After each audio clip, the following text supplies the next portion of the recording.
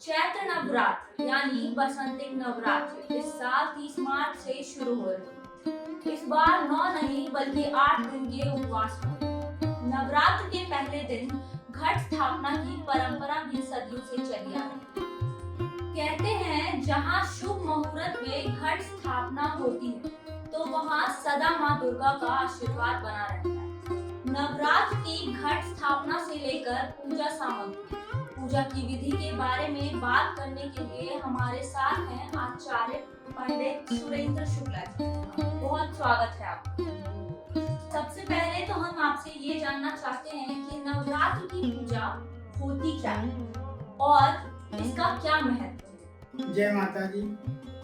आज हम इस चैनल के माध्यम से आपको कुछ चैत्र नवरात्रि के विषय में जानकारी देना चाहते हैं। चैत्र नवरात्र जैसे ही अपना संवत्सर चेंज होता है उसी दिन से हम लोग मनाते हैं। नवरात्रि की जो परंपरा है, हम लोग इस चैत्र नवरात्र में सर्वप्रथम क्या होता है कि इस नवरात्र में ही संवत्सर चेंज होता है। अब जो संवत्सर परिवर्तन होगा वो है सिद्धार्थ नाम संवत्सर और संवत होगा 2082। अभी तक 2081 चल रहा था, तो 2082 से जो संवत्सर प्रारंभ हो रहा है और जो पूरे वर्ष पर्यंत हम लोग जो संकल्प बोलते हैं, कहते हैं सब कोई भी कामना के लिए अनुष्ठान करते हैं, पूजा करते हैं, यज्ञ करते हैं, तो उससे पूर्व हम लोग एक संकल्प करते हैं। संकल्प वो चीज है जो कामना सिद्धि के लिए, कहते हैं संकल्प ही कार्य सिद्ध्यर्थम। किसी कार्य की सिद्धि के लिए हम लोग सर्वप्रथम संकल्प करते हैं। उस संकल्प में हम लोग चैत्र नवरात्र से ही प्रथम दिवस से ही सिद्धार्थ नामक संवत्सर का उच्चारण करेंगे।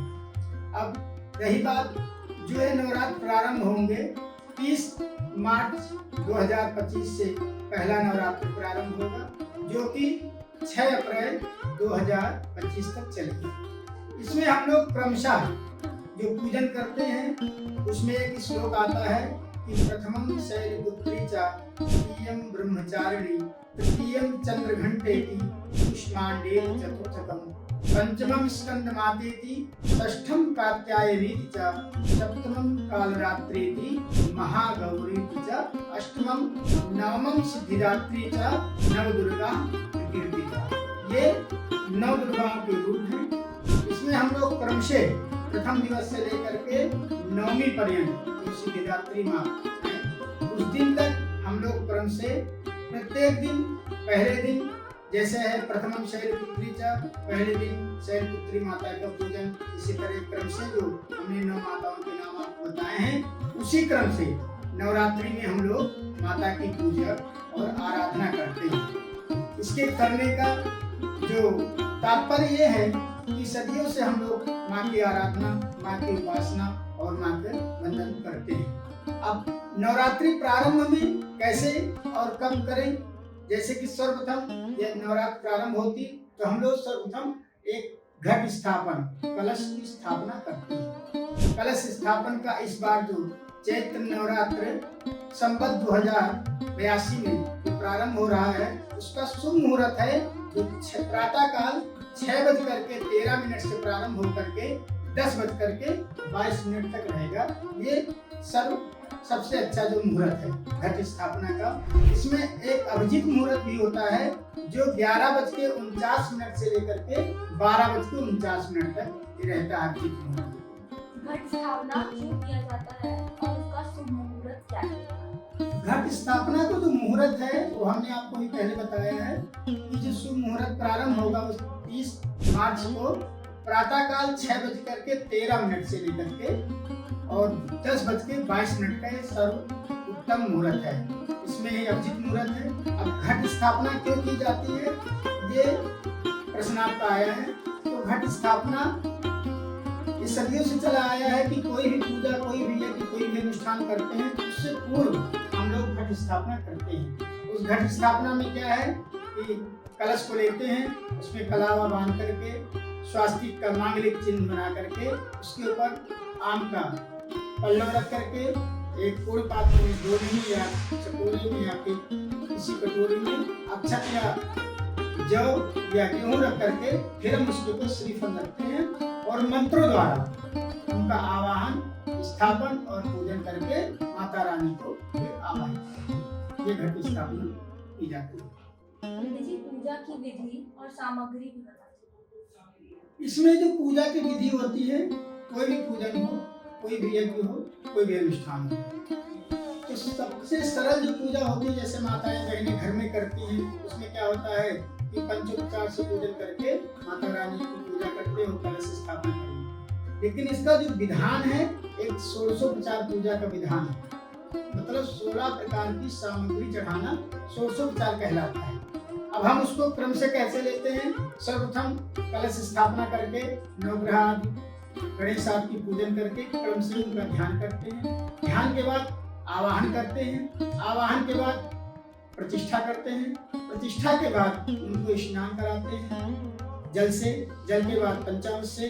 पंचामृत के बाद फिर शुद्ध जल से स्नान करा के सभी देवताओं को वस्त्र पहनाते हैं।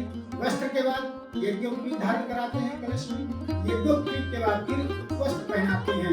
इसके बाद गंधा, अक्षत, पुष्प आदि से पूजन करके नैवेद्य आदि का भोग लगा करके भगवान को दक्षिणा अर्पित करके फिर हम लोग माता रानी से जितने भी देवी देवताओं को हमने आवाहन किया है, प्रतिष्ठा किया है, उनसे हम प्रार्थना करते हैं कि जो भी हमने आपकी पूजा की है आप उसे स्वीकार करें और हमारे घर में सुख समृद्धि आपकी प्राप्ति हो और आपकी कृपा और आपका आशीर्वाद हमारे ऊपर और हमारे परिवार पर सदैव बना रहे। रही इसकी सामग्री में होता है 16उपचार में 16 प्रकार की सामग्री होती है। रोली हो गई, कलावा हो गया, अक्षत हो गया, पुष्प हो गया, धूप हो गया, श्रीफल हो गया, लाल कपड़ा हो गया, वस्त्र हो गया। प्रसाद में अनेकों प्रकार के प्रसाद जो भी आपके पास व्यवस्थाएं हो उस प्रकार से भगवान को नैवेद्य अर्पित करें। ऋतु फल जैसे 6 ऋतुएं होती हैं तो 6 ऋतुओं के अनुसार हमको फल भी भगवान को अर्पित करना चाहिए। इसके बाद तांबूल के बाद दक्षिणा के बाद भगवान से देवी माँ से प्रार्थना करनी चाहिए। ये पूजन का क्रम और पूजन सामग्री। पंडित जी, दुर्गा सप्तशती का पाठ क्यों किया जाता है? दुर्गा सप्तशती, देखो ये क्या है कि एक माता रानी की उपासना का एक आध्यात्मिक वो है, पुस्तक है जिसमें सप्तशती है। तो आप पहले समझिए कि सप्तशती इसका नाम क्यों पड़ा। जैसे प्रथम अध्याय से लेकर के 13 अध्याय, कुल 13 अध्याय दुर्गा सप्तशती में होती है। उसमें क्या है कि प्रथम से और त्रयोदश अध्याय तक लेकर 13 अध्याय तक 700 श्लोक वर्णित है, इसलिए उसको सप्तशती कहते हैं। होता क्या है कि कुछ लोग सप्तशती श्लोक पारायण नहीं कर पाते हैं, उसका है क्रम कि हिंदी से आप पाठ कर लीजिए, हिंदी से आप पारायण कर लीजिए। और कोशिश ये हो कि नवरात्रि के समय हम लोग पहले नवरात्र से लेकर के आखिरी नवरात्र तक, अब की शायद अष्टमी और नवमी एक ही दिन 6 तारीख को पड़ रही है, उस दिन श्री रामचंद्र जी का जन्मोत्सव ही मनाया जाएगा। उसमें होता क्या है, इस दौरान हम लोग प्रतिदिन कवच, अर्गला, कीलक का पाठ करें। इसके बाद सिद्ध कुंज का पाठ करके माता रानी से क्षमा प्रार्थना करके हम लोग भोग लगा करके उनको आरती कर सकते हैं। तो कवच, अर्गला, कील पाठ जो होते हैं, महाकाली, महालक्ष्मी और महासरस्वती तीनों रूप से पूजा हम लोग करते हैं। तीनों कवच में अर्गला और कीलक पाठ करने से पूरे सप्तशती का भी पाठ का फल प्राप्त हो जाता है। यदि आपके पास समय है, आप यदि पढ़ सकते हैं तो प्रथम अध्याय से लेकर के त्रयोदश 13 अध्याय तक प्रतिदिन एक या 2 अध्याय करेंगे तो पूरा सप्तशती पाठ भी हो जाएगा।